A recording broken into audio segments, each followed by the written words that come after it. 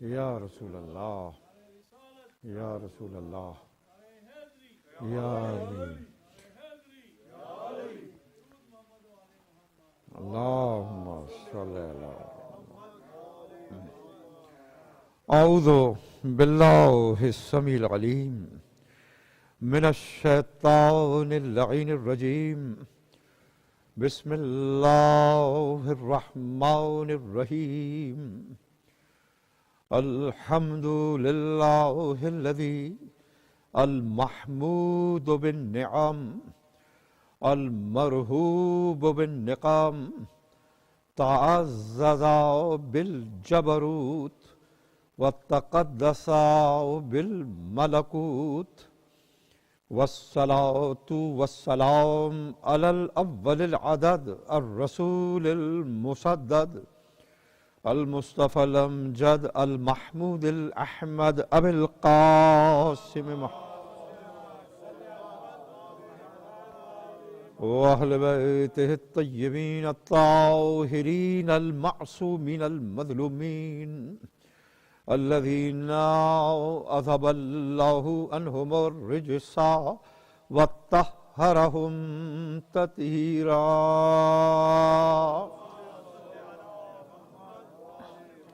اما بعد فقد قال اللہ سبحانہ وتعالی بسم اللہ الرحمن الرحیم، وما اصابکم من مصیبت فبما کسبت ایدیکم ویعفو عن کثیر۔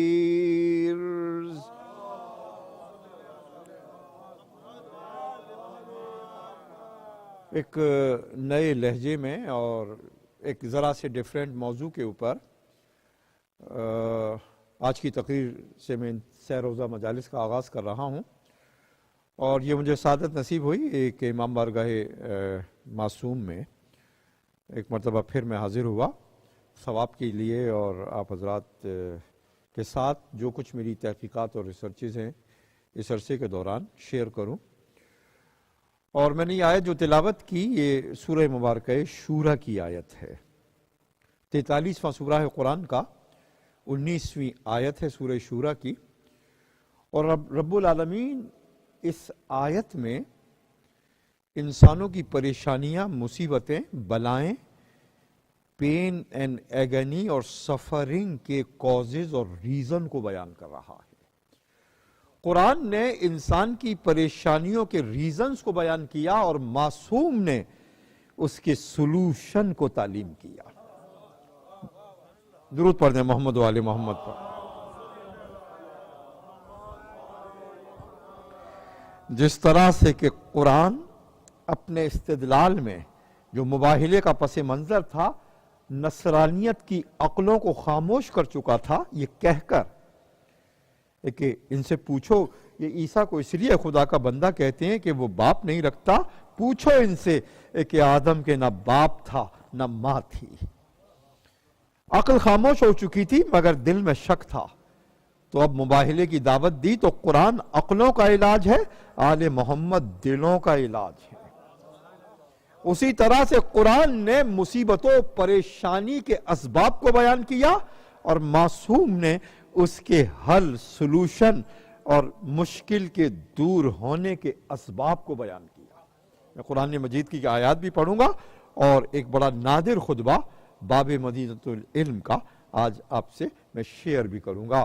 ایک مرتبہ میں ترجمہ پڑھ دوں کہ وما اصابکم من مصیبت، اے لوگو جو تمہیں مصیبتیں اور پریشانیاں درپیش ہوتی ہیں، بہت ساری من مصیبتیں، بہت ساری مصیبتیں جو تمہیں درپیش ہوتی ہیں، تمہیں پیش نظر ہوتی ہیں، فَبِمَا قَصَبَتْ أَيْدِيكُمْ، وہ سب کی سب تمہارے اعمال کا نتیجہ ہے، وہ سب کا سب تمہارے کردار و کرتوت کا نتیجہ ہے۔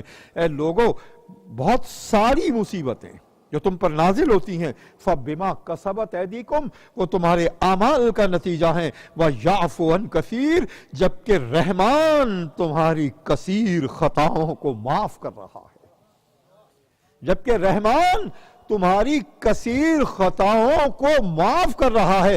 اس کی اتنی معافی کے بعد، اس کے اتنے نیگلیکٹ کرنے کے بعد، اس کے اتنے اوور لک کرنے کے بعد، اگر انسان یا قومیں پریشان ہیں تو ان میں خود ان کے اعمال و کرتوت کو دخل ہے۔ یہ سورہ شورا ہے، اور اس آیت کی روشنی میں امیر المومنین نے منبر کوفہ سے کلام کیا، اور یہ معصوم کا کلام آپ کے اس طویل کلام کا ایک حصہ ہے۔ ہو سکتا ہے کہ پوری مجلس میں یہ حصہ بھی نہ پڑھ پاؤں، اور میں یہ جملہ کیوں کہہ رہا ہوں، آگے والا جملہ اس کلام کا ایک حصہ ہے کہ علم الحدیث کے اسکالرز نے لکھا کہ ایک مرتبہ امیر المومنین نے اپنے اصحاب کو جمع کیا، اور ایک ہی نشست میں، ایک ہی سٹنگ میں ان پر دین اور دنیا کے 400 علوم و حکمت کے دروازوں کو کھول دیا۔ ان پر 400 علوم و حکمت کے دروازوں کو کھول دیا، اور جو 400 علوم و حکمت کے دروازے جو باب مدینۃ العلم نے کھولے، اس میں ایک یہ بھی تھا کہ جس میں امام نے مصیبتوں کے اسباب اور ان کی پریشانیوں کے ریزنز اور ان سے بچنے کا سلوشن بیان کیا۔ قرآن نے دوا بیان کی، معصوم نے شفا بیان کی، اس لیے کہ ہر دوا کی یہ تقدیر نہیں کہ شفا بن جائے، ہر دوا کی یہ تقدیر نہیں کہ شفا بن جائے، دوا تدبیر ہے، اور شفا اللہ کی طرف سے تدبیر کا اثر ہے۔ قرآن دوا بیان کر رہا ہے، معصوم اس کی شفا بیان کر رہے ہیں۔ آیت کا ترجمہ میں پھر کروں سورہ شورا کا، اے لوگو تمہیں جو بہت ساری مصیبتیں درپیش آتی ہیں ان میں خود تمہارے اعمال و کرتوت کو داخل ہیں، وَيَعْفُ عَنْ كَثِيرٍ، جبکہ رحمان تمہاری کثیر خطاؤں کو معاف کر رہا ہے۔ ایک مرتبہ درود پڑھ دے محمد و آل محمد۔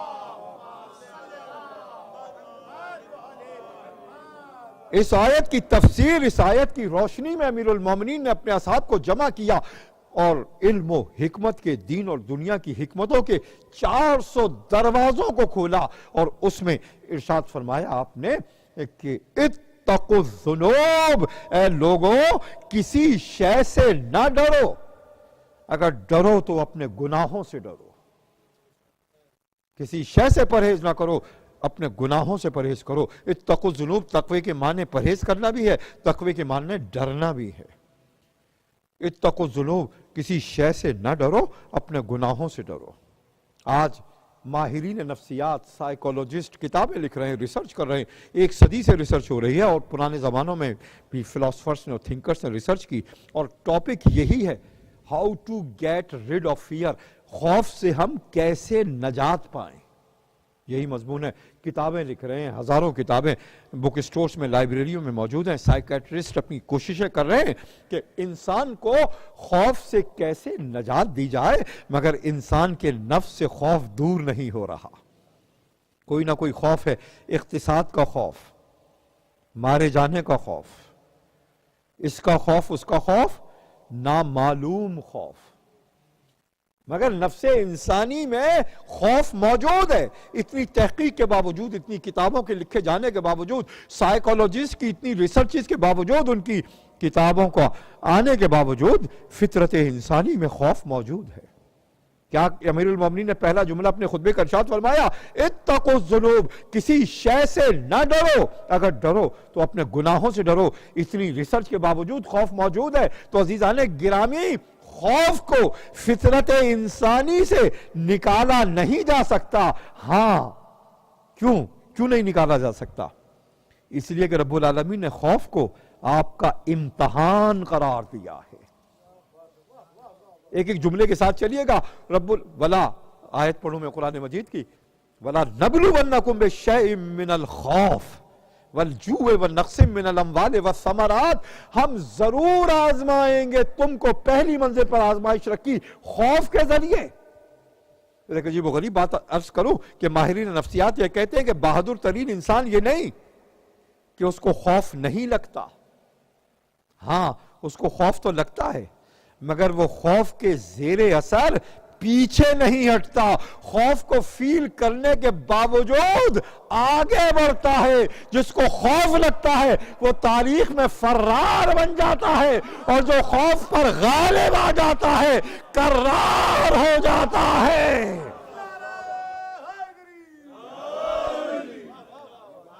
بس ایک میری درخواست ہوگی کہ نعرے کے بعد ایک صلوات آپ پڑھ دیا کریے۔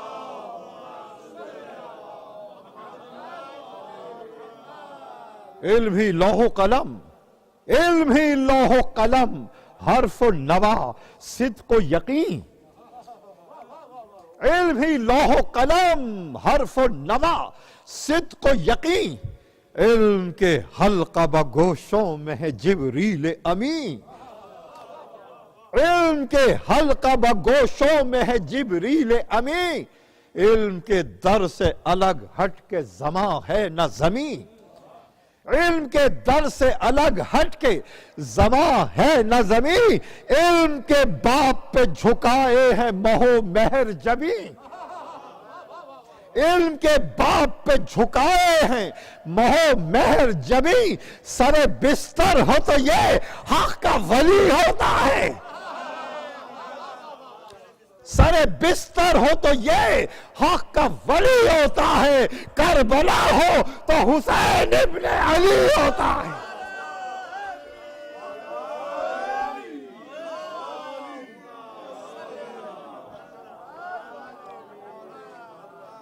اس کے تسلسل میں ایک بند اور ہے، یہ بعد میں پڑھوں گا، آپ حضرات کے ساتھ میں شیئر کروں گا، مگر اتنا مطلوب تھا اس مقام کے اوپر۔ تو خوف کو رب العالمین نے فطرت انسانی میں انکارنیٹ، جس کو آج آپ کی زبان میں کہتے ہیں بلٹ ان قرار دیا ہے۔ اور کیوں بلٹ ان قرار دیا؟ اس لیے کہ آپ کا امتحان لینا چاہتا ہے، اس لیے کہا کہ میں ضرور تم کو آزماؤں گا، خوف سے، بھوک سے، نقص من الاموال، پھلوں کی کمی سے، یعنی نعمتوں کو چھین کر، والثمرات، نعمتوں کو دے کر۔ ایک جملہ عرض کروں، عارفین لکھتے ہیں، صاحبان معرفت لکھتے ہیں کہ چھیننے کا، لینے کا، غربت کا امتحان اتنا مشکل نہیں جتنا عطا کر کے وہ امتحان لے رہا ہے آپ کے شکر کا۔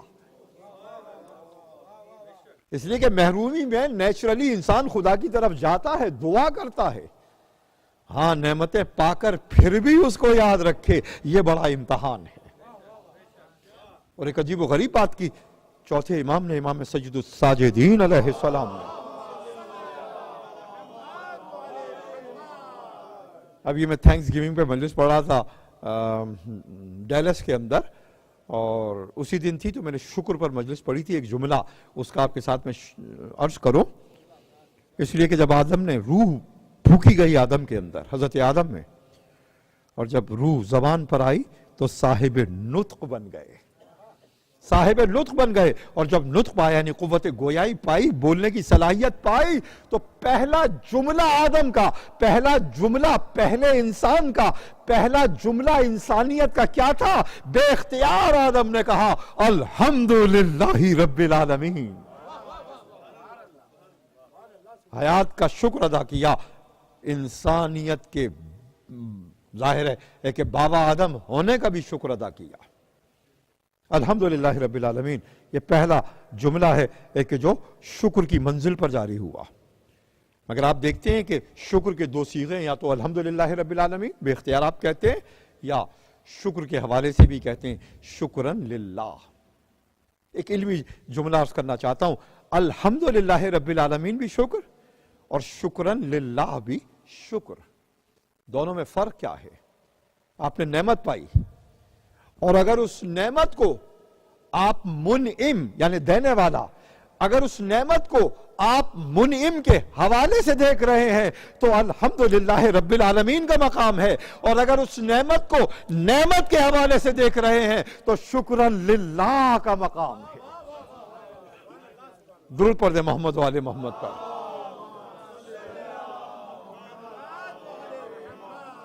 تو عزیزان گرامی، خوف کو فطرت انسانی میں بلٹ ان کیا گیا تاکہ امتحان لیا جا سکے، مگر ایک اور میں حدیث عرض کرتا چلوں، پھر میں اپنے اس نقطے پر آؤں گا۔ نہج البلاغہ کے ایک مقام کو میں پڑھ رہا ہوں، تیسرا حصہ مقام حکمت۔ ایک علاج امیر المومنین نے تعلیم دیا خوف کا، اور ایک علاج میں آیت کی تفسیر میں عرض کروں گا۔ پہلے میں وہ علاج بتا دوں، یہ عجیب و غریب در ہے مشکل کشا کا کہ ہر شے کی مشکل کا علاج موجود ہے۔ یہاں تک کہ امیر المومنین نے خوف کا علاج بتایا۔ مقام نہج البلاغہ تیسرا حصہ جو حکمتوں کا مقام ہے، ارشاد فرماتے ہیں کہ جس شے سے تم ڈر رہے ہو، جو شے تمہیں کمزور کر رہی ہے، خوف زدہ کر رہی ہے، وہ شے اتنی خوفناک نہیں جتنا تم اس کا احساس کر رہے ہو۔ اس کی ڈیپتھ کو دیکھیے، کہا جس شے سے تم ڈر رہے ہو وہ شے اتنی خوفزدہ نہیں جتنا تم اس کا احساس فیل کر رہے ہو۔ اگر اپنے خوف کو دور کرنا چاہتے ہو فَقَوْا فِيهَا، خوف کے اندر کود جاؤ، خوف ختم ہو جائے گا۔ درود پڑھے محمد و آل محمد پر۔ ظاہر ہے کہ خوف کا علاج وہی بتا سکتا ہے کہ جو انسانیت میں بعد رسول سب سے بڑا بہادر انسان گزرا ہے، اور یہ علی کا تواضع و انکسار تھا۔ کسی نے پوچھا یا علی کا امتحان بھی لینا چاہتا ہو، وہ منافقین کی کثرت تھی امیر المومنین کے زمانے میں۔ رسول کا سامنا کفار و مشرکین سے تھا، علی کا مقابلہ منافقین سے تھا، اور کفار و مشرکین صاف کفر اور شرک زبان سے کر رہے تھے، مگر منافقین زبان سے حق جملہ کہتے تھے، باطل نیت اور مراد لیتے تھے۔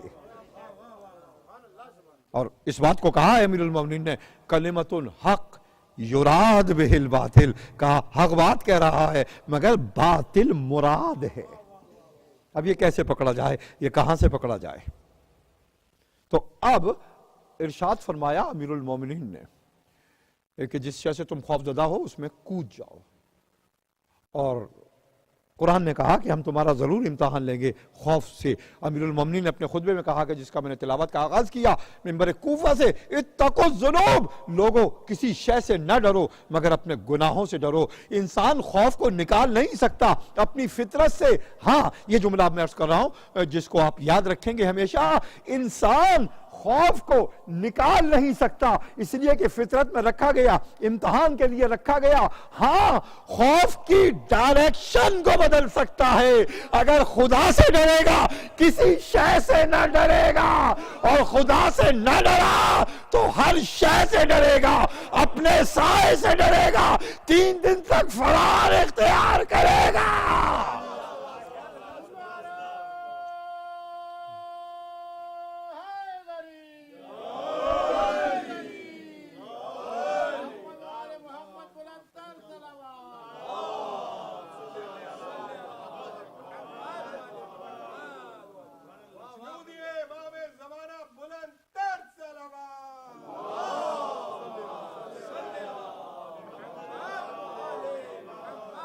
ایک بڑے استاد کا ایک شعر سن لیں، انہوں نے امام زمانہ کا ذکر کیا، اور اس کے لیے کوئی ربط پوچھنے کی ضرورت نہیں ہے، انہوں نے درود پڑھوایا تو مجھے ایک شعر یاد آ گیا ناسخ کا۔ ہوئی کعبے میں اذاں صبح کا تارا نکلا، ہوئی کعبے میں اذاں صبح کا تارا نکلا، آخری برج امامت کا ستارہ نکلا۔ درود پڑھ دے محمد و آل محمد پر۔ تو ارشاد فرمایا کہ اتقوا الذنوب، ہے لوگوں کسی شے سے نہ ڈرو، اگر ڈرو تو اپنے گناہوں سے ڈرو۔ حتی الخدش والکبوۃ والمصیبۃ، یہاں تک کہ جو تمہیں چلتے ہوئے ٹھوکر لگتی ہے، یہاں تک کہ جو تمہارے بدن پر ایک اسکار خراش آتی ہے، یہاں تک کہ جو تم پر مصیبتیں ٹوٹتی ہیں، الا بمعصیت اللہ، ان تمام امور کے اندر اللہ کی نافرمانی کرنے کو دخل ہے۔ چلتے ہوئے ٹھوکر لگی، اور اس سے پہلے ایک اور جملہ ہے خطبے کا کہ وما، درود پڑھ دے محمد و آل محمد پر،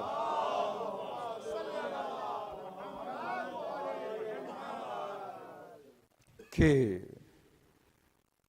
ولا नकबतिन वला नकबतिन वला नक्स रिज़्क़िन, तुम्हारी इज्जत व आबरू पामाल नहीं होती मगर तुम्हारे गुनाहों की वजह से, और तुम्हारे रिस्क में कमी पैदा नहीं होती मगर तुम्हारे गुनाहों की वजह से। आरिफीन कहते थे कि अगर हमसे छोटा, कि जिस पर हमारी इताअत फर्ज है, अगर कभी हमसे गुस्ताखी करता था, गलत अंदाज में गुफ्तगू करता था, तो हम ये सोचते थे कि हमने खुदा की कौन सी नाफरमानी की है, हमने अल्लाह की कौन सी नाफरमानी की है। इरशाद फरमाया कि तुम्हारी इज्जत व आबरू पामाल नहीं होती मगर गुनाहों की वजह से, तुम्हारे रिस्क में कमी पैदा नहीं होती मगर गुनाहों की वजह से, यहां तक कि जो तुम्हें चलते हुए ठोकर लगती है, जो तुम्हारे बदन पर खराश लगती है, जो तुम पर मुसीबतें आती हैं, इल्ला बेमासियतिल्लाह, इन तमाम उमूर में अल्लाह की नाफरमानी करने को दाखिल है, अल्लाह की नाफरमानी करने को दाखिल है। और फिर इमाम ने सूरह शूरा की इस आयत को पढ़ा, वमा असाबकुम मिन मुसीबतिन फबिमा कसबत ऐदीकुम व याफू अन कसीर, तुम्हें कोई मुसीबत दरपेश नहीं आती मगर तुम्हारे आमाल की वजह से, जबकि रहमान तुम्हारी कसीर खताओं को माफ कर रहा है। इमाम का कलाम आगे बढ़ता है, इरशाद फरमाया, और ये जो जुमला मैं पढ़ने वाला हूं इस खुतबे का, जो 400 उलूम का एक हिस्सा है, सिर्फ इस खुतबे पे ही मैं महदूद रहूंगा, जो 400 उलूम और हिकमत के दरवाजों को खोला है। ये आज की जिंदगी है, यहां की भी जिंदगी हो सकती है, लेकिन हमारे ममालिक की जिंदगी इस जुमले के अंदर 400-1400 सदी आगे अली उस जिंदगी को देख रहे थे। इससे पहले कि मैं जुमला पढ़ूं, एक मुझे बड़ा नादिर हवाला याद आया, अल्लामा हिल्ली अलैहिर्रहमा की किताब का कश्फुल यकीन। अल्लामा हिल्ली कॉन्टेम्परेरी हैं, हम असर हैं तातारियों के दौर के, कि जब हलाकू ने बगदाद पर हमला किया। ये बड़ा एक नादिर हवाला है। और अल्लामा हिल्ली ने कश्फुल यकीन में लिखा कि तुम्हें ताज्जुब होगा कि तातारी जिन शहरों में दाखिल हुए, बस्तियों में दाखिल हुए, मीनार बनाए उन्होंने सरों के, मस्जिदों को भी जला दिया, लाइब्रेरियों को भी तबाह कर दिया, मगर तुम्हें ताज्जुब होगा कि उन्होंने आइम्मा के रोज़ों को कोई नुकसान नहीं पहुंचाया। वो सूरज परस्त तातारी रोज़ों की हिफाजत कर रहे हैं, और ये कलमा गो तातारी कहा कि तुम्हें ताज्जुब होगा कि उन्होंने आइम्मा के रोज़ों को नुकसान नहीं पहुंचाया। कहा मैं इसका रीजन बयान करता हूं। अल्लामा हिल्ली ने लिखा, कहा कि जब तातारी लश्कर इराक की हुदूद में दाखिल हुए, हिल्ला उस वक्त सबसे बड़ा शहर था तशय्यो का, शिया उलमा का अहले हिल्ला भी खौफ में निकल गए हिल्ले को छोड़कर आगे की तरफ। और उस वक्त सिर्फ शहर में 3 आलिम रह गए, 3 आलिम, सैयद रजीउद्दीन इब्न ताऊस अलैहिर्रहमा, कभी मैं इनका जिक्र करूंगा हो सकता है आने वाली मजलिस में कि क्या मकाम था इनका, क्या मर्तबा था इनका। दूसरे मेरे वालिद माजिद अल्लामा हिल्ली कहते यूसुफ मुताहिर हिल्ली, मुताहिर हिल्ली, यूसुफ अल्लामा हिल्ली का नाम था, मुताहिर हिल्ली। और एक फ़की इब्न माया का, ये 3 आलिम शहर में रह गए। का इन तीनों ने मिलकर एक खत लिखा हलाकू को, और उस खत में लिखा कि हम देख रहे हैं कितना तुम सिर्फ ये कि इराक में दाखिल होगे, ना सिर्फ ये कि हिल्ली को फतह करोगे, बल्कि बगदाद तक जा पहुंचोगे, हम ये देख रहे हैं। लेकिन अगर तुम आइम्मा के रोज़ों की हुर्मत की गारंटी दे दो, जमानत दे दो, तो मिल्लत जाफरिया अहले तशय्यो कोई रेजिस्टेंस नहीं करेंगे। अगर तुम आइम्मा की रोज़ों की हुर्मत की जमानत दे दो। अल्लामा हिल्ली कहते हैं कि खत लेकर मेरे वालिद माजिद हलाकू के दरबार में पहुंचे। हलाकू ने ट्रांसलेटर के जरिए उस खत को सुना, ज़ाहिर है कि अरबी जबान में था। हलाकू ने कहा मुताहिर हिल्ली से कि अभी मेरे लश्कर इराक से बहुत दूर हैं, तुमने किस तरह से कहा कि मैं इराक को फतह कर लूंगा और बगदाद को फतह कर लूंगा। तो अल्लामा हिल्ली लिखते हैं कि मेरे वालिद माजिद मुताहिर हिल्ली ने कहा कि हमारे पास हमारे इमाम का एक खुतबा पहुंचा है, दुरूद पढ़ दे मोहम्मद वाले मोहम्मद का। باب منیز العلم امیر المومنین کا ایک خطبہ ہے کہ جس میں انہوں نے 600 سال پہلے تمہارا اور تمہارے لشکروں کا ذکر کیا ہے۔ امیر المومنین کا ایک خطبہ نہج البلاغہ میں آج بھی موجود ہے، خطبہ زورہ کہلاتا ہے، آپ جا کے دیکھیے گا۔ اور امیر المومنین نے خطبہ صفین سے لڑائی کے بعد صحرا میں دیا ہے۔ 141 ہجری میں منصور نے اس مقام پر بغداد کو آباد کیا ہے۔ 38 ہجری میں علی نے خطبہ دیا ہے، اور پھر 656 ہجری میں 500 سال کے بعد ہلاکو داخل ہوا ہے۔ تو علی ان حالات کو زمان و مکان کے پردوں کو اٹھا کر دیکھ رہے ہیں۔ الزورہ وما ادراک ما الزورہ ارض ذات اصل تکثر فیہا سکانہا وتستخدمہا من ولد عباس۔ زورہ اور باغوں والا شہر آج بھی زورہ پار بغداد میں موجود ہے، اور اس وقت بھی تھا کہ زورہ تو کیا سمجھا کہ زورہ کیا ہے؟ جہاں رہنے والوں کی کثرت ہوگی اور درخت بے پناہ ہوں گے اس کے اطراف میں، اور عباس کی اولاد اس شہر کی حاکم بن جائے گی، اور پھر اس شہر میں گناہوں کی کثرت ہوگی۔ 70,000 گناہ ایک شب میں ہوں گے، یہاں تک کہ شمال سے قوم آئے گی جن کی ناکیں چپٹی ہوں گی اور جن کی جلدیں تانبے کے رنگ کی ہوں گی، فولادی تلواریں ہوں گی، اور وہ بغداد کی اینٹ سے اینٹ بجا دیں گے۔ درود پڑھیں محمد و آل محمد پر۔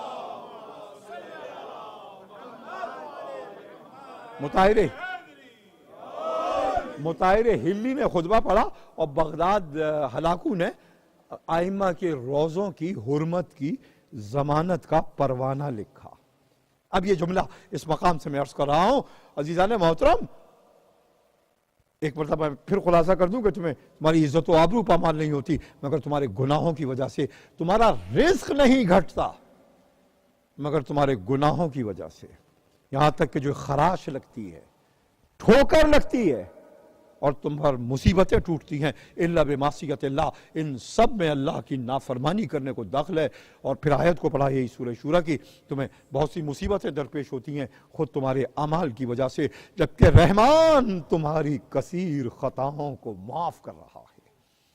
اب آگے بڑی بات ارشاد فرمایا، یہ آج کی زندگی اور ہمارے ملکوں کی زندگی، خاص طور پہ پاکستان کی زندگی، فما زالت النعم ولا نظارت العیش الا بذنوب اجترحوها، تم سے نعمتوں کو نہیں چھینا جاتا، تم سے نعمتوں کو نہیں چھینا جاتا، اور تمہاری زندگی کا مزہ کبھی کڑوا نہیں ہوتا، تمہاری زندگی کا مزہ کبھی بیٹر اور تلخ اور کڑوا نہیں ہوتا۔ کیا معنی ہے؟ کہ انسان کے پاس لگژریز آف لائف تو ہوں، فیسلٹیز آف لائف تو ہوں، مگر دلوں کا اطمینان نہ ہو۔ انسان کے پاس زندگی کی آسائشیں تو ہوں مگر زندگی کا سکون نہ ہو، سکون حیات نہ ہو، یہ ہے بٹرنس آف لائف۔ فما زالت النعم، تم سے نعمتوں کو نہیں چھینا جاتا، اور تمہاری زندگی کے مزے میں کبھی تلخی پیدا نہیں ہوتی، الا بذنوب اجترحوها، مگر ان گناہوں کے سبب کہ جن کو تم پائل اپ کر لیتے ہو، جن کا تم ڈھیر لگا دیتے ہو، ان گناہوں کی وجہ سے۔ اور اب امام نے ایک آیت کو پھر تلاوت فرمایا سورہ حدید کی۔ میں خطابت کی ٹیکنک کو یوز کر رہا ہوں، اس سے پہلے میں اس آیت کو پڑھوں، اب ریورس آرڈر میں اس خطبے کو پڑھیے۔ تمہاری زندگی کا مزہ تلخ ہوا، تم سے نعمتوں کو چھین لیا گیا، تم پر مصیبتیں ٹوٹی، تمہیں ٹھوکر لگی، تمہیں خراش لگی، تمہارا رزق گھٹ گیا، تمہاری عزت برباد ہوئی۔ آیت پڑھی سورہ حدید کی، ان اللہ لیس بظلام للعبید، یہ سب تم کر رہے ہو، تمہارا رب ہرگز تم پر ظلم نہیں کرتا، یہ سب تم کر رہے ہو، تمہارا رب ہرگز تم پر ظلم نہیں کرتا۔ آپ نے دیکھا کہ علی کس شان استدلال سے ناموس الہی کی حفاظت کر رہے ہیں، ناموس الہی کی حفاظت کر رہے ہیں۔ کیا معنی ہوئے کہ اس کائنات کے اندر یہ ہے آپ جو کہتے ہیں توحید کے بعد عدل، اس کائنات میں رب العالمین کی وہ شان عدالت جاری ہے کہ اگر اس کی نافرمانی نہ ہو تو انسان کو ٹھوکر بھی نہ لگے، خراج بھی نہ لگے۔ اگر انسان کو نافرمانی نہ ہو تو انسان کو ٹھوکر بھی نہ لگے، خراج بھی نہ لگے۔ یہ خطبے کا پہلا حصہ تھا، 400 علوم و حکمت کا ایک آدھا حصہ۔ میرا خیال ہے 400 مجلسیں چاہیے اس پورے امیر المومنین کی جو آپ نے رات گزاری ہے۔ 400 مجلسوں کا مطلب کیا ہوا؟ سال میں 365 دن ہوتے ہیں، تو اگلے سال تک مجلس چلتی رہے گی۔ تب ایک قطرہ علوم مرتضوی کا انسانیت کے سامنے آئے گا۔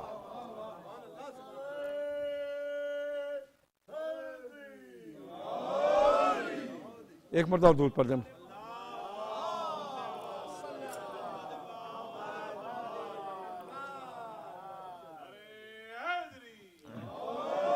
صلوات پڑھ دیں محمد۔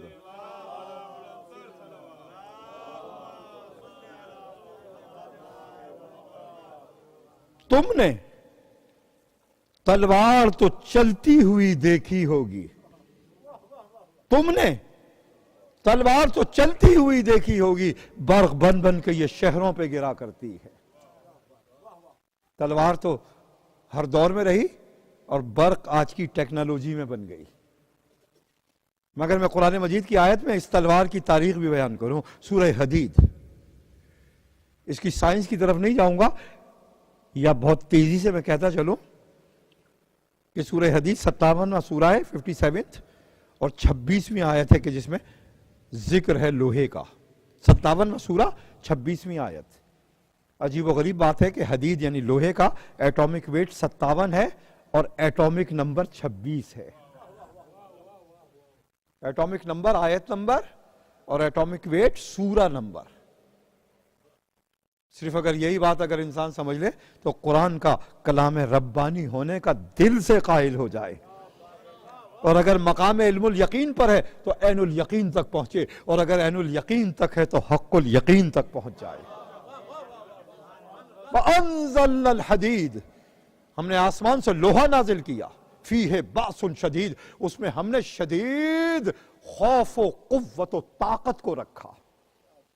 لوہا زمین سے نکال رہے ہیں آپ، قرآن کہہ رہا ہے آسمان سے نازل کیا۔ یہ کیا راز ہے؟ سائنسداں کہتے ہیں، ارتھ کے زمین کی سائنسز کے ماہرین کہتے ہیں کہ جب زمین بنی تھی 5 بلین ایئرس اگو، زمین پر لوہا نہ تھا، لوہا نہ تھا، اور ابھی چاند زمین کا ایک حصہ تھا۔ 50 ملین ایئرس کے بعد چاند زمین سے جدا ہوا، اس لیے آج بھی چاند پر لوہا نہیں ہے، آئرن نہیں ہے چاند پر، اس لیے کہ اس وقت زمین پر لوہا نہ تھا۔ چاند کے ٹوٹنے اور نکلنے کے بعد ملین آف ایئرس تک ایسٹرائیڈ زمین پر گرے، زمین کے کور تک پہنچے، اس نے زمین کا اسٹرکچر یعنی مینٹل بنایا اور پولز نارتھ اور ساؤتھ کے بنائے، تاکہ آنے والے وقت میں اس مقناطیس کے ذریعے انسان اپنی رہبری اور راہنوردی کرے۔ 5 بلین ایئرس اگو اللہ نے زندگی کا سامان شروع کر دیا، تو لوہا زمین پہ نہ تھا، اوپر سے نازل ہوا۔ اس لیے قرآن نے کہا کہ ہم نے لوہے کو زمین سے نہیں آسمانوں سے نازل کیا ہے۔ آپ قرآن کی کاسمولوجی کو ملاحظہ فرما رہے ہیں، قرآن کی ارتھ سائنسز کو ملاحظہ فرما رہے ہیں۔ کہا کہ ہم نے آسمان سے لوہا نازل کیا اور اس میں شدید قوت و طاقت و خوف قرار دیا، وَمَنَافِعُ لِلنَّاسِ، اور اس میں انسانوں کے لیے فائدے بھی رکھے، انسانوں کے لیے فائدے بھی رکھے۔ آپ جانتے ہیں لوہے کے کیا کیا فائدے ہیں آپ کی زندگی میں؟ برج بنا رہے ہیں، ریلوے روڈ بنا رہے ہیں، اوزار بنا رہے ہیں، نہیں، آپ کے خون میں بھی لوہا موجود ہے، آپ کے بلڈ میں بھی آئرن موجود ہے، انسانوں کے لیے فائدے رکھے۔ اور اب قرآن کہتا ہے، عجیب و غریب بات ہے، ذہن میں رکھیے گا، ہم نے آسمان سے لوہا نازل کیا جس نے شدید قوت و طاقت قرار دی، اس میں انسانوں کے لیے فائدے رکھے۔ اب عجیب و غریب بات کرتا ہے، آیت کنٹینیو ہے، لِيَعْلَمَ اللَّهُ، تاکہ اللہ جان لے، تاکہ اللہ جان لے، مَن يَنصُرُهُ وَرُسُلُهُ بِالْغَیب، تاکہ اللہ جان لے کہ وہ کون ہے کہ جو اس کی اور اس کے رسول کی نہیں، اس کے رسولوں کی غیب پر ایمان رکھ کر مدد کر رہا ہے۔ نہیں، ابھی آپ نے کوئی واہ واہ نہیں کی ہے، ابھی سنیے بات کو۔ آیت کا ترجمہ اس حصے کا میں پھر کروں، تاکہ اللہ جان لے کہ وہ کون ہے کہ جو اللہ کی اور اس کے رسولوں کی من ینصرہ ورسلہ بالغیب، وہ کون ہے کہ جو اس کی اور اس کے رسولوں کی غیب پر ایمان رکھ کر مدد کر رہا ہے۔ اللہ جان لے، جب اس نے کہا کہ لوہا نازل کیا، لوہا تھا۔ جب اس نے کہا کہ اس میں قوت رکھی، لوہا تھا۔ جب اس نے کہا کہ انسانوں کے لیے فائدے رکھے، لوہا تھا۔ جب اس نے یہ کہا کہ جان لے کہ کون اس کی اس کے رسولوں کی مدد کر رہا ہے، لوہا ذوالفقار بن گیا۔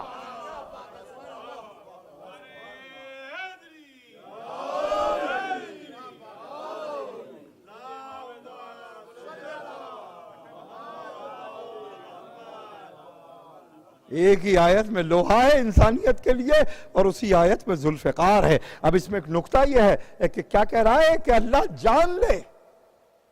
اللہ سب جانتا ہے، ازل سے جانتا ہے۔ تو یہ ایک سلینگ اردو کا لفظ استعمال کر رہا ہوں، اس لیے کہ اس مقام پر کوئی لفظ ہے نہیں، اس لیے سلینگ اردو کا لفظ استعمال کر رہا ہوں۔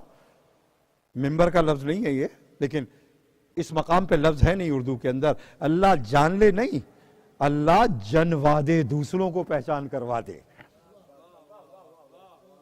میرے جملے میں غور فرمائیے، اللہ دوسروں کو یہ جنوا دے۔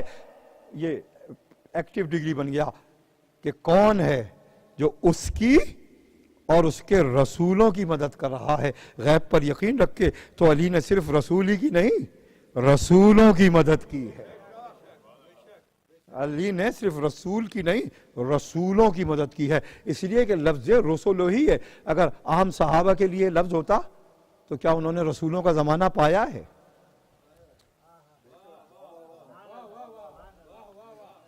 صرف آپ ہی ہیں نا جو کہتے ہیں کہ نوح کی کشتی پر بھی تھا، ابراہیم کی آگ میں بھی تھا، اور فرعون کے دربار میں بھی موسیٰ کی مدد کر رہا تھا۔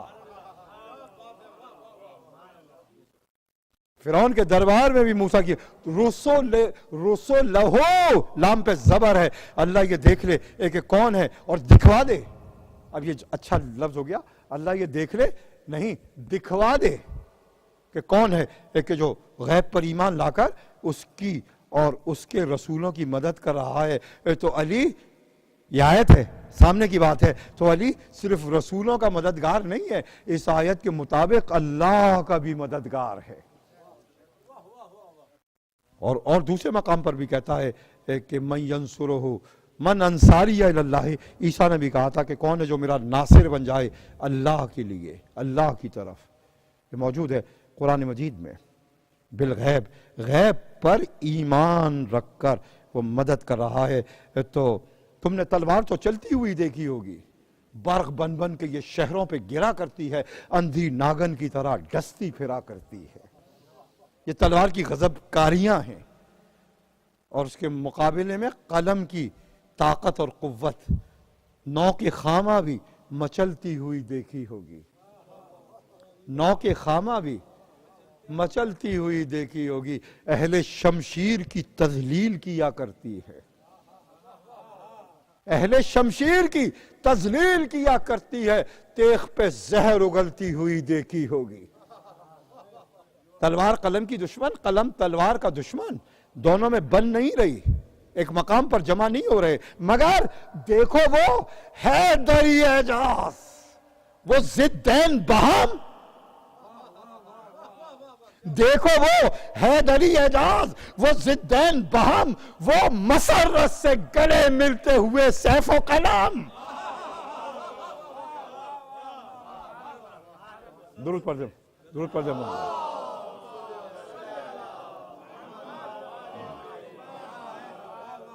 دیکھو وہ حیدری اعجاز، وہ ضدین بہم، وہ مسرت سے گلے ملتے ہوئے سیف و قلم۔ دیکھو وہ حکمت و شہ زوری کی یکجا تصویر، دیکھو وہ حکمت و شہزوری کی یکجا تصویر، وہ در علم پہ لٹکی ہوئی برہ شمشیر.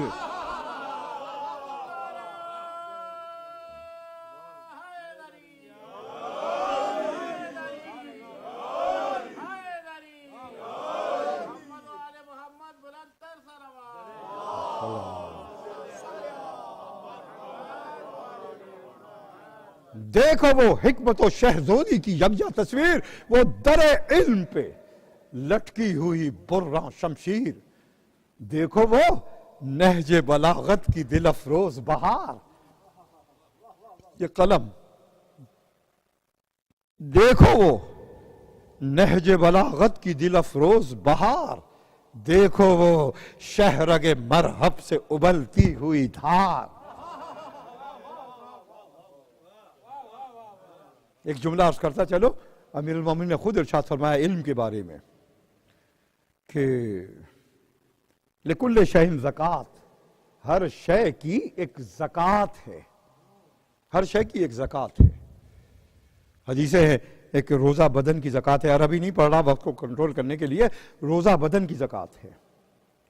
اور الشفاعۃ و زکات الجاہ، مشکل یہ ہے کہ مجھے حدیثیں عربی میں یاد رہتی ہیں، پھر میں ترجمہ کرتا ہوں. امام نے ارشاد فرمایا اگر اللہ نے تم کو کوئی اسٹیٹس مقام دیا اور اس اسٹیٹس کے ذریعے اگر تم نے دوسرے کی مشکل کو دور کر دیا، تمہارے اسٹیٹس کی زکات ہے. الشفاعۃ و زکات الجاہ. تو جہاں علی نے روزہ رکھ کر بدن کی زکات دی، اس لیے کہ ارشاد فرمایا زکات العلم بذلہ، علم کی زکات اس کا خرچ کرنا ہے. علم کی زکات اس کا خرچ کرنا ہے. جہاں علی نے روزہ رکھ کر بدن کی زکات دی، جہاں علی نے اپنے اسٹیٹس یعنی مشکل کشائی سے مشکلوں کو حل کیا، جہاں علی نے ولایت کی زکات دی رکوع میں زکات دے کر، وہیں علی نے اپنے علم کی بھی زکات دی. ایک جملہ عرض کرنا چاہ رہا ہوں، زکات العلم بذلہ، علم کی زکات اس کا خرچ کرنا. تو اب یہ تاریخوں میں لکھنا غلط ہے، ایک تاریخوں میں لکھنا غلط ہے کہ علی اپنے سے پہلے 3 خلافتوں میں مشیر تھے، مشورے دے رہے تھے. نہیں، علی اپنے علم کی زکات بانٹ رہے تھے.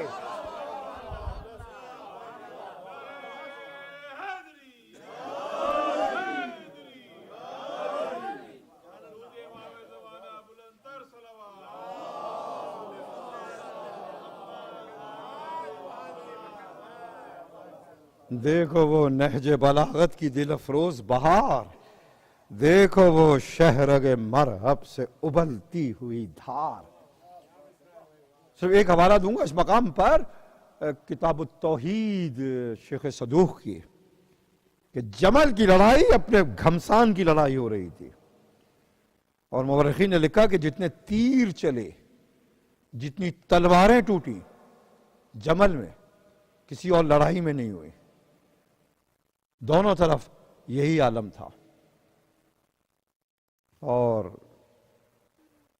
ایک دوسری بات جمل کی ہو جائے گی، اگر آپ اجازت دیں تو وہ بھی میں بیان کر دوں.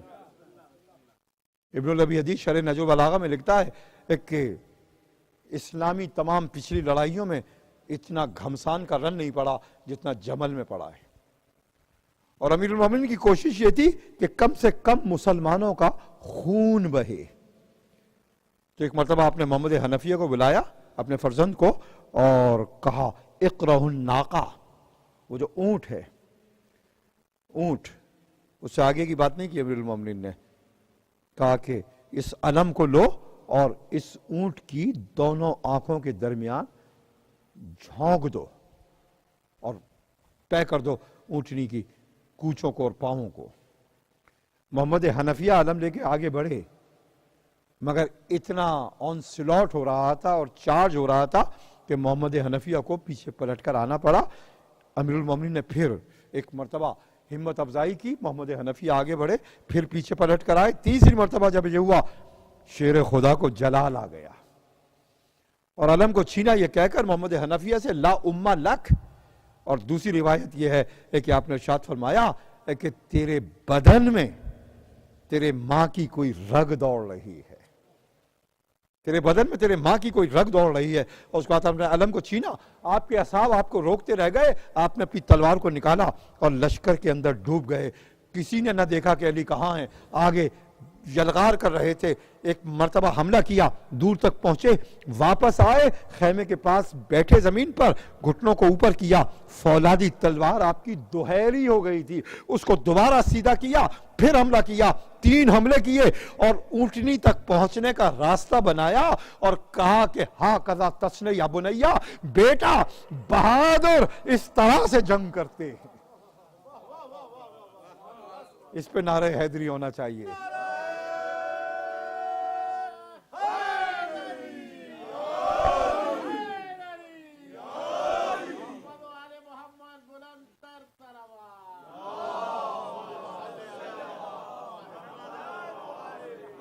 جب علی نے دونوں طرف لاشوں سے پاٹ دیا اور وہ پورا کوریڈور اونٹ تک بنا دیا، تو اب محمد حنفیہ محمد بن ابی بکر کو لے کر آگے بڑھے اور اس مقام تک پہنچے. یہ امیر المومنین کی شجاعت پہ میں بات کر رہا تھا اور ذکر کر رہا تھا. اسی جمل کی لڑائی میں جو میرے موضوع سے تعلق رکھتی ہے، روایت جو میں پہلے بیان کر رہا تھا، ایک شخص آیا، اس نے کہا کہ یا علی، اللہ واحد ہے، اللہ ایک ہے، اس کے معنی کیا ہیں؟ امیر المومنین کے اصحاب نے کہا تو یہ سوال کر رہا ہے، اس وقت دیکھ نہیں رہا کہ کیا ہو رہا ہے، کس گھمسان کی لڑائی ہو رہی ہے، تیر چل رہے ہیں اور تلواریں ٹوٹ رہی ہیں، اور تو پوچھ رہا ہے اے اللہ واحد ہے، اس کے معنی کیا ہیں؟ آپ جانتے ہیں امیر المومنین نے کیا جواب دیا؟ ارشاد فرمایا مت روکو، اس کو سوال کرنے دو، اس لیے کہ جس سوال کو یہ پوچھ رہا ہے اسی کو سمجھانے کے لیے اس قوم سے جنگ کر رہا ہوں. کہا اس قوم کو سمجھانے کے لیے اس سے جنگ کر رہا ہوں. تو اب آپ نے جانا کہ جمل کی لڑائی 2 افراد کی یا 2 گروہوں کی لڑائی نہ تھی، بلکہ خدا کی توحید پر جنگ تھی. خدا کی توحید پر جنگ تھی. اور کبھی موقع ملے گا اس عالم میں امیر المومنین نے خطبہ دیا ہے توحید کے اوپر، اس عالم میں جبکہ ہاتھ میں تلوار بھی ہے اور سامنے سے تیر برس رہے ہیں اور لشکر مسلسل یلغار کر رہے ہیں، اور آپ اس کو توحید کے معنی سمجھا رہے ہیں. ایک اور اجازت دیجئے، اسی جمل کی ایک عجیب و غریب بات، جب جمل کی لڑائی ختم ہوئی، امیر المومنین لاشوں کے درمیان گھوم رہے تھے، کسی کے لیے دعا کرتے تھے، کسی کی انجام پر نفرین کرتے تھے جو لاشیں پڑی تھیں.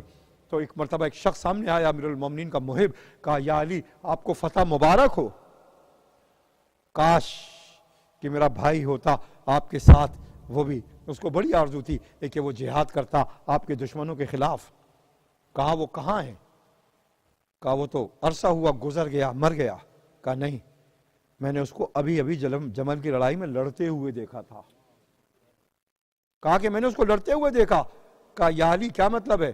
کہا نہ صرف میں نے تیرے بھائی کو، قیامت تک آنے والی جتنی روحیں ہیں ان کو جمل میں لڑتے ہوئے دیکھا ہے.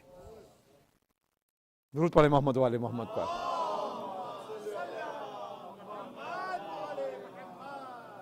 بعض جملے بڑے سادے ہوتے ہیں لیکن ان کے میننگز بڑے پینیٹریٹنگ ہوتے ہیں. ان میننگز تک پہنچنے کی کوشش کریں عزیزان گرامی. کہا میں نے تمام روحوں کو جمل کی میدان میں لڑتے ہوئے دیکھا. تو اب یہ صاحب و زمان کے ظہور پر ہوگا کہ مخلص اور سچی روحیں قبروں سے واپس آئیں گی، مگر جمل میں علی بھی یہ کر چکے ہیں. مالک اشتر میں ونڈوز کو کھول رہا ہوں لیکن فوراً میں بند کر دیتا ہوں. مالک اشتر جب آپ کی شہادت ہو رہی تھی اس وقت وصیت کی، اور اس میں ایک جملہ عجیب و غریب کہا کہ میری تلوار میرے ساتھ قبر میں دفن کر دو. کہا مالک اب آپ کو تلوار کی کیا ضرورت ہے؟ ایک عجیب و غریب جملہ کہا ہے، کسی تاریخ انقلاب میں سے بھاری جملہ نہیں ملتا. کہا تلوار میری ساتھ میری قبر میں دفن کر دو، اس لیے کہ ابھی ہمارا جہاد ختم نہیں ہوا. ابھی ہمارا جہاد ختم نہیں ہوا. 150 سال کے بعد امام صادق علیہ السلام نے ارشاد فرمایا، معصوم نے ارشاد فرمایا کہ جب ہمارا مہدی ظہور کرے گا، صلی اللہ محمد والے، ان میں جو قبروں سے نکل کر باہر آئیں گے ان کی نصرت کے لیے، ان میں مالک اشتر بھی ہوں گے. مالک کو علم تھا، اس لیے تلوار کی ضرورت تھی قبر کے اندر بھی. تو عزیزان گرامی، میں نے خطبے کا ایک حصہ پڑھا کہ جس میں امیر المومنین نے مصیبتوں کے روٹس کو بیان کیا اور اس کے ریزنز کو بیان کیا. مگر یہ امام کا کلام ہے، اس لیے صرف دوا نہیں رہتا، عین شفا بن جاتا ہے. اب مصیبتوں کے مرض کی شفا کو بھی امام بیان کر رہے ہیں. ارشاد فرماتے ہیں، آپ بیدار ہیں نا، میرے ساتھ ہیں؟ اس لیے کہ اگر اس حصے کو میں چھوڑ دوں تو آپ تشنا رہ جائیں گے. میں چاہتا ہوں اس خطبے کو یہاں ختم کروں آج کی مجلس میں. محمد والے محمد بلند تر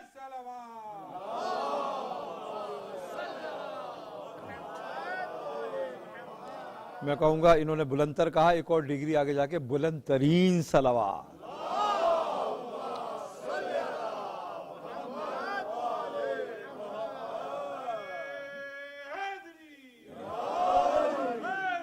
ماشاءاللہ، ایک صلوات اور ہوگی پھر نعرے کے بعد.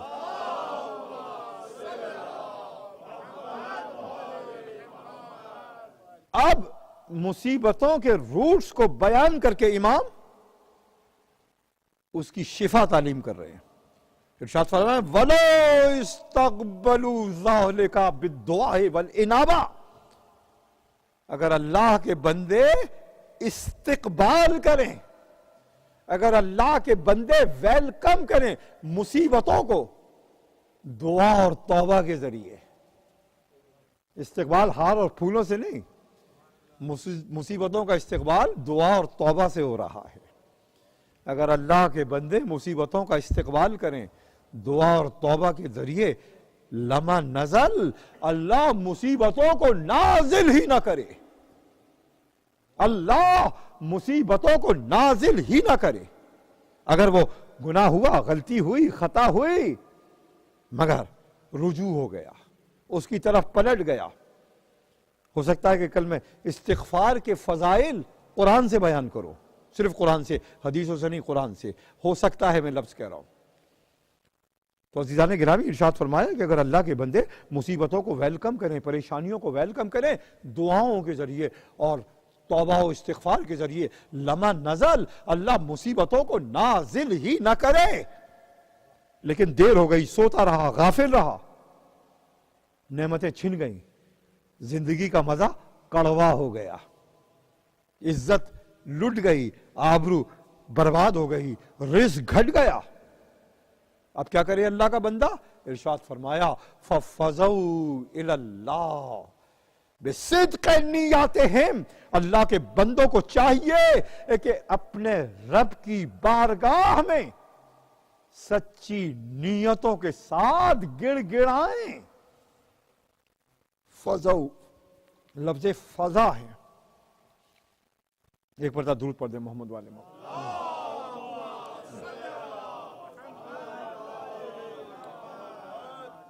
فَفَزَوْا إِلَى اللَّهِ عَزَّ وَجَلَّ بِصِدْقِ نِيَّاتِهِمْ، اللہ کے بندوں کو چاہیے کہ اللہ عز و جل کی بارگاہ میں صدق نیت کے ساتھ گڑ گڑائیں.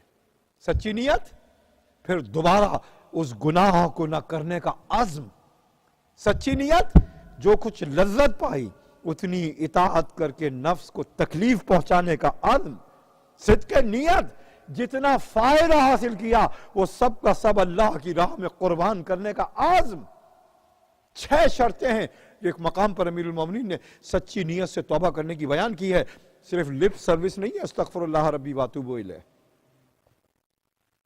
ایک سوال کرنے والے نے پوچھا تھا، یہ موقع ہے بہت اچھا، ماہ رمضان میں آپ اعمال کرتے ہیں، 19 کو بھی، 21 کو بھی، 23 کو بھی، اور تینوں راتوں کے اعمال میں استغفار موجود ہے.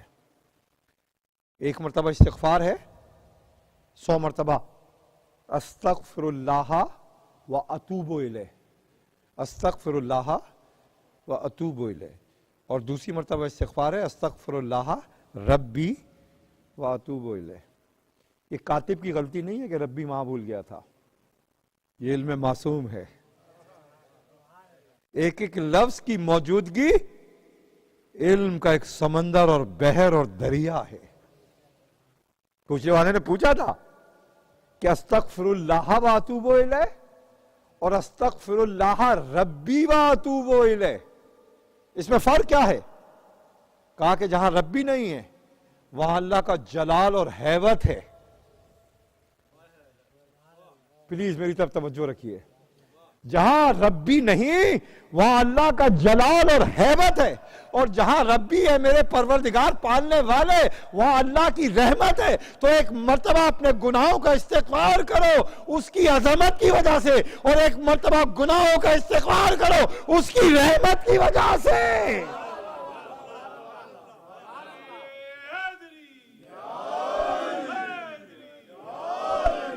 یہ ہیں عبادت. ماشاءاللہ، جزاک اللہ. وہ کہتے ہیں نا ویلکم کی جائے گی تو دونوں چیزیں میں ہمیشہ ویلکم کروں گا، نعرے بھی اور صلوات بھی. درود پڑھ دے محمد والے محمد پر.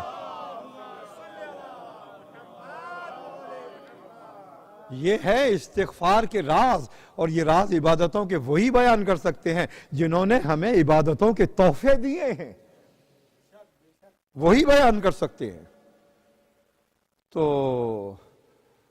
فَفَزَعُوا إِلَى اللَّهِ عَزَّ وَجَلَّ بِصِدْقِ نِيَّاتِهِمْ. اگر نعمتیں چھن گئی، عزت و آبرو پامال ہو گئی، تو چاہیے کہ اللہ کی بارگاہ میں حاضر ہو جاؤ سچی نیتوں کے ساتھ، صدق نیت کے ساتھ. اب امیر المومنین نے 4 بشارتیں دی ہیں، اور اس سے بڑی بشارتیں، ایک عجیب و غریب جملہ عرض کر رہا ہوں، glad tidings, good news is، اس سے بڑی بشارتیں انسانیت کو بعد رسول کوئی نہیں دے سکا. جب آپ سنیں گے، جب آپ اندازہ کریں گے 4 بشارتیں دی ہیں. اگر تم اپنے رب کی بارگاہ میں سچی نیتوں کے ساتھ حاضر ہو گئے، پہلی بشارت دی لم یہنو، تمہارے توبہ و استغفار کی بنیاد پر اللہ تمہاری عزت و آبرو کو پامال ہونے سے بچا لے گا، تمہاری عزت و آبرو کی حفاظت کرے گا. لم یہنو. دوسری بشارت دی، اور ایک عجیب و غریب جملہ استعمال کیا ہے، میں اس کے کئی ترجمے کروں گا، لیئرز ہیں اس میں میننگز کی. وَلَمْ يُسْرِفُوا، ان کو کوئی خرچ نہیں کر سکے گا. ابھی آپ نے سمجھا نہیں؟ اور ترجمے کرتا ہوں میں اس کے.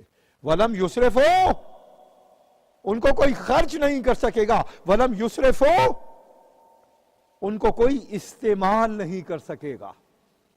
وَلَمْ يُسْرِفُوا، کوئی ان کو اپنے ویسٹڈ انٹریسٹ میں اپنا آلہ کار نہ بنا سکے گا.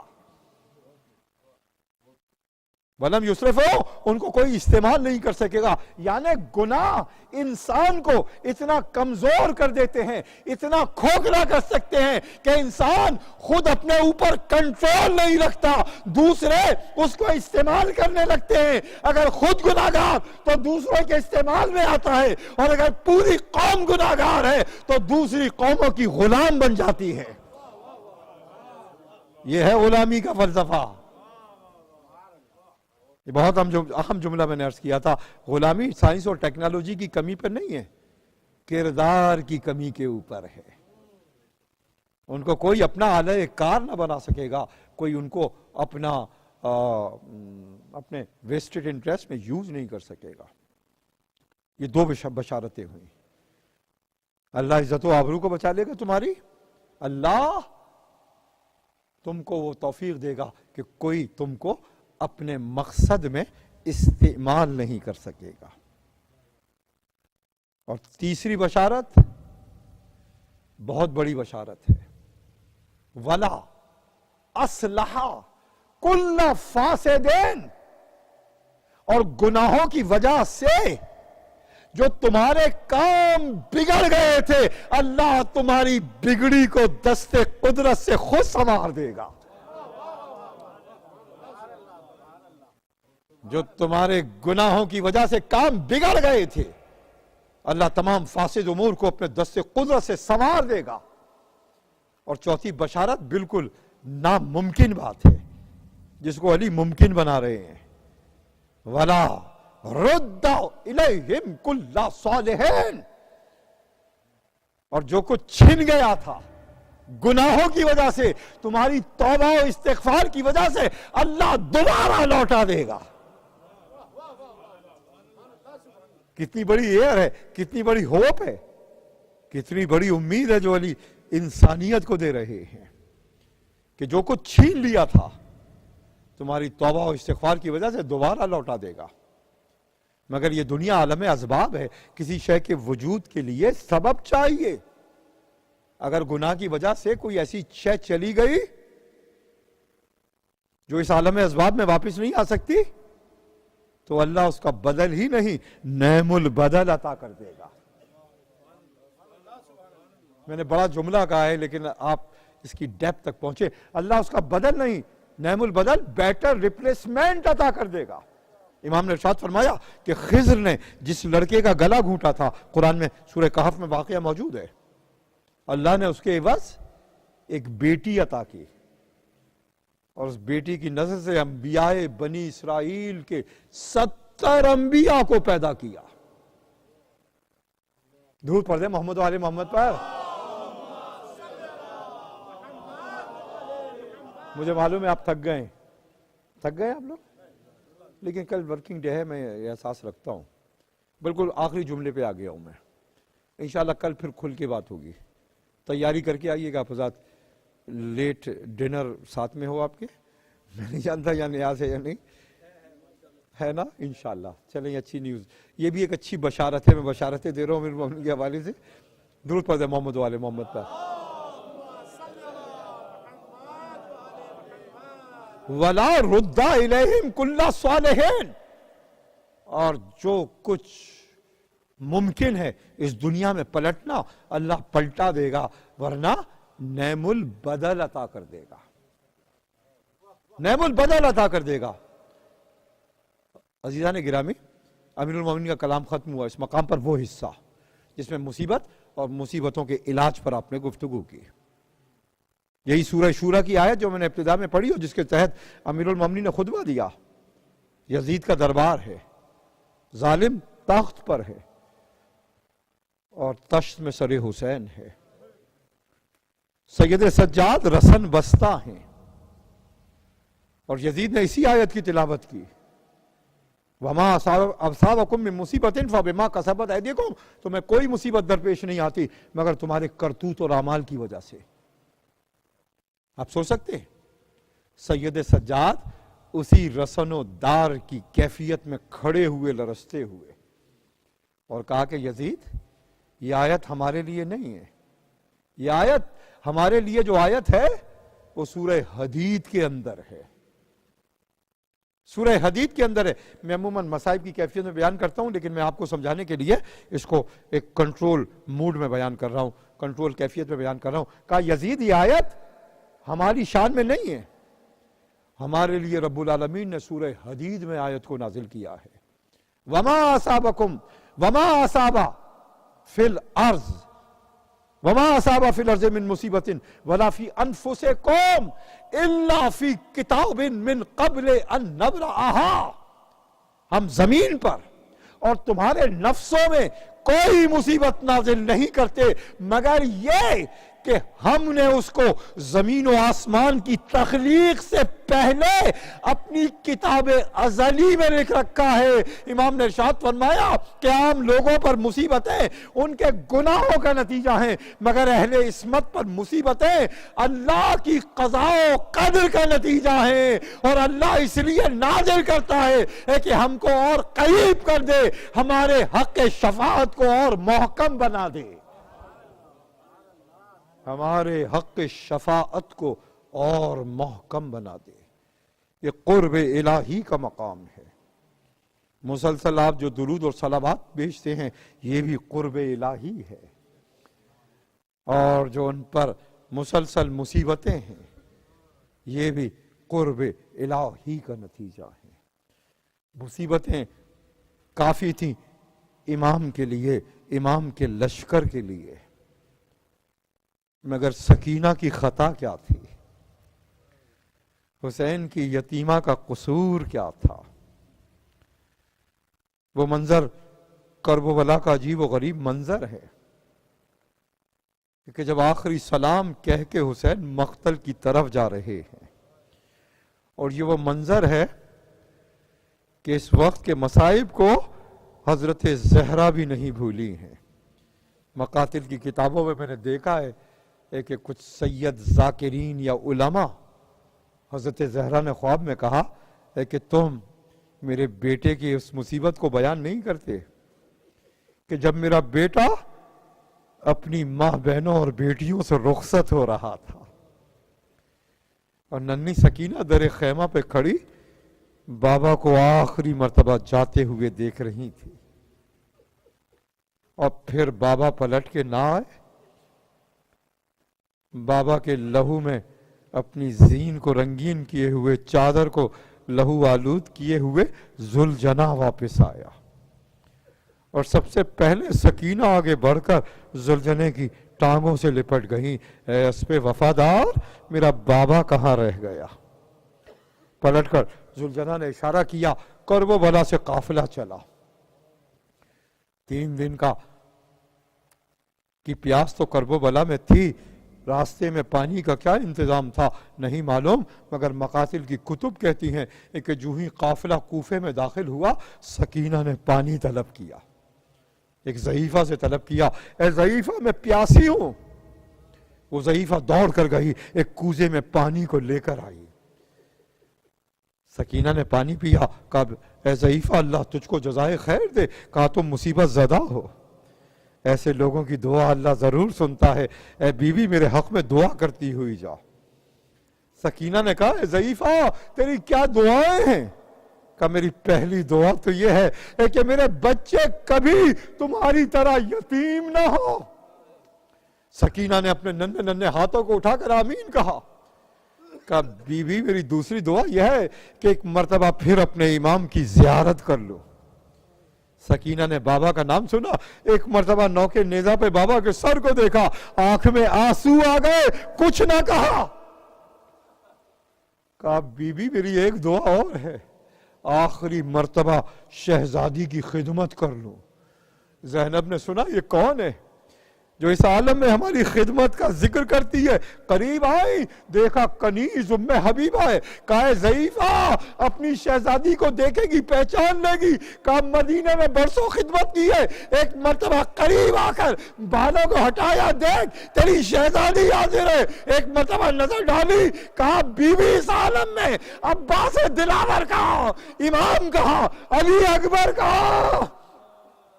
کہا ام حبیبہ جب تو مدینے میں رہتی تھی تو نے دیکھا تھا عباس تلوار لے کر بھائی کے ساتھ ہوتے تھے، علی اکبر بابا کے قریب ہوتے تھے، قاسم اور محمد ساتھ ہوتے تھے، آگے بڑھ کر دیکھ نوکے نیزہ پہ نظر ڈال، میرا بھائی بھی ہے، عباس بھی ہے، علی اکبر اور قاسم بھی ہے، نوکے نیزہ پر اپنے امام کے گرد پہرا دے رہے ہیں۔ کوفے کے مرحلوں سے گزرے، دربار ابن زیاد سے گزرے، شام کی طرف قافلہ چلا، 18 گھنٹے باب الساعات پہ اہل بیت رکے رہے، قافلہ شام میں داخل ہوا، یزید کا دربار بھی گزرا، کل میں خطبہ پڑھوں گا، بی بی نے خطبہ دیا، سید سجاد نے خطبہ دیا، اور پھر زندان شام میں قید ہو گئے۔ سکینہ کا یہ دستور کہ شام کے زندان کے در پر آ جاتی، شام کی عورتیں جمع ہو جاتی اور سکینہ کرب و بلا کے واقعات بیان کرتی۔ بیویوں سنو، میرے ایک چچا تھے عباس، بڑے بہادر تھے۔ سکینہ نے کہا کہ چچا آپ کی بھتیجی پیاسی ہے، میرا مشکیزہ لے کے چچا دریا کی طرف گئے، پھر چچا پلٹ کر نہ آئے، علم آیا، چھدی ہوئی مشک آئی، مگر چچا نہ آئے۔ کہا بی بی میرا بھائی علی اکبر تھا، ہم شبیہ پیمبر تھا، میری ماں کو بڑا ارمان تھا میرے بھائی کے سہرے کا، علی اکبر نے موت کا سہرا باندھا، بی بی آؤ، میرا بھائی علی اصغر تھا، بہت چھوٹا تھا، بابا علی اصغر کی پیاس کو بجھانے لے گئے، مگر جب لائے علی اصغر کا شلو کا لہو میں تر تھا۔ سکینہ کربلا کے واقعات بیان کرتی، کربلا شام کی عورتیں روتی، ایک دن آیا شام کی عورتیں جمع ہوئی مگر وہ بچی نظر نہ آئی. سید سجاد کو بلایا کہ وہ بچی کہاں گئی کہ جو کربلا کے واقعات سناتی تھی اپنے عزیزوں کو یاد کرتی تھی. کہا بیویوں اپنے گھروں کو لوٹ جاؤ. وہ بچی کل شب اپنے بابا کو یاد کرتے کرتے بابا کی خدمت میں چلی گئی. اِنَّا لِلَّهِ وَإِنَّا إِلَيْهِ راجعون. سَيَعْلَمُ الَّذِينَ ظَلَمُوا أَيَّ مُنْقَلَبٍ يَنْقَلِبُونَ. پروردگار بحق شہیدان کربلا، بحق اسیران کربلا، جو مومن مومنات مر چکے ہیں سب کی مغفرت فرما، جو زندہ سب کو حفظ و امان میں رکھ. شیعان حیدر کرار ہوئے زمین پر جہاں جہاں عزاداری میں مصروف ہیں ان کے جان و مال و عزت و آبرو کی حفاظت فرما. پروردگار جو ان کی شہدائے راہ اہل بیت کے خانوادے ہیں، یتیم بچے بچیاں بیوہ عورتیں، اپنے دست قدرت سے ان کی کفالت فرما. پروردگار ملت جعفریہ کو اتحاد و اتفاق عطا فرما، ملت اسلامیہ کو بھی اتحاد و اتفاق عطا فرما. بیماروں کو شفاء کاملہ عاجلہ عطا فرما، قرضداروں کے قرضوں کو ادا فرما، پریشان حالوں کی پریشانیوں کو دور فرما. اپنے نور کا حجت کا ظہور جلد فرما. ماتم امام کیجئے یا حسین.